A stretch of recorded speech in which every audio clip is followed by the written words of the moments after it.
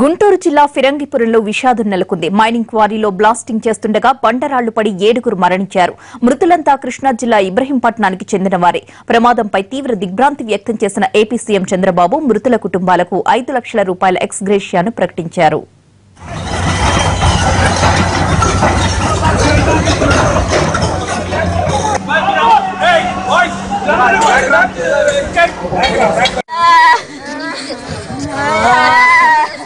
గుంటూరు జిల్లా ఫిరంగిపురం సమీపంలోని గొల్లపాలెం మైనింగ్ క్వారీలో ఘోర ప్రమాదం జరిగింది. బ్లాస్టింగ్ లో బండరాళ్లు మీదపడి 6 కూలీలు మృతి చెందారు. మరో కూలీ ఆసుపత్రిలో చికిత్స పొందుతూ మరణించాడు.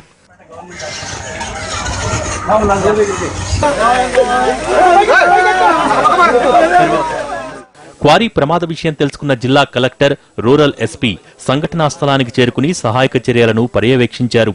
అక్రమ పేలుళ్ల వల్లే ఈ ప్రమాదం జరిగినట్టు తెలుస్తోంది. ముందస్తు జాగ్రత్తలు తీసుకోకుండా బ్లాస్టింగ్ చేశారంటూ క్వారీ ఎదుట ఆందోళనకు దిగారు మృతుల కుటుంబ సభ్యులు. క్వారీకి అనుమతులు ఉన్నా యాజమాన్యం అజాగ్రత్త వల్లే దుర్ఘటన జరిగిందని పోలీసులు చెబుతున్నారు. ముందు జాగ్రత్త చర్యలు తీసుకోలేదని, క్వారీ యజమానిపై క్రిమినల్ కేసులు పెడతామన్నారు. ఈ యొక్క క్వారీలో అజాగ్రత్తగా సేఫ్టీ మెజర్స్ తీసుకోకుండా 6 చావు కారణమైనటువంటి యాజమాన్యాన్ని నేను నేరస్తుడిగా భావిస్తూ అతని పైన చట్టపరమైన క్రిమినల్ చర్యలు తీసుకుంటాం. అతన్ని అరెస్ట్ చేయడానికి కూడా పోలీసు ముందుంటుందని మీ ద్వారా తెలియజేస్తాం. మరోవైపు క్వారీ పేలుడు ఘటనపై తీవ్ర దిగ్భ్రాంతి వ్యక్తం చేశారు ముఖ్యమంత్రి చంద్రబాబు. వెంటనే సంఘటనా స్థలానికి వెళ్లాలని మంత్రులు దేవినేని ఉమా, ప్రత్తిపాటి పుల్లారావు, ఎమ్మెల్యే శ్రావణ్ కుమార్లను ఆదేశించారు.